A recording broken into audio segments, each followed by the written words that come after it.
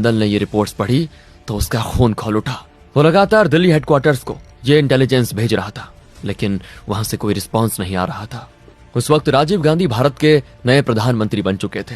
दिसंबर 1984, Delhi raw headquarters में senior officer अनुज भारद्वाज जिंदल के भेजे हुए अब्दुल खान से जुड़े कॉन्फिडेंशियल रिपोर्ट्स पढ़ रहे थे।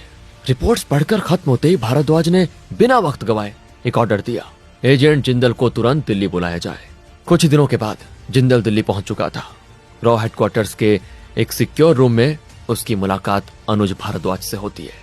भारद्वाज सीधा सवाल पूछते हैं, जिंदल तुम्हारा प्लान क्या है? और जिंदल बिना झिझक जवाब देता है, सर हमें किसी भी कीमत पर बीएन संधू को पकड़ना होगा।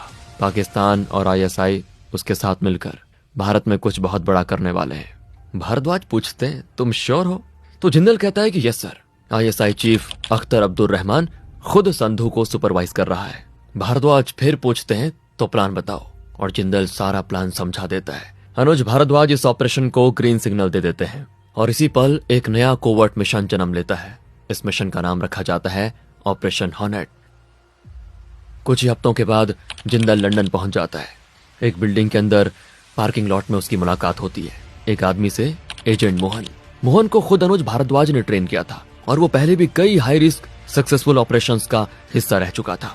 ऑपरेशन हॉर्नेट को 2 हिस्सों में बांट दिया गया। पहला इंटेलिजेंस कलेक्शन, इसकी जिम्मेदारी थी क्लार्क ली और एजेंट मोहन के पास।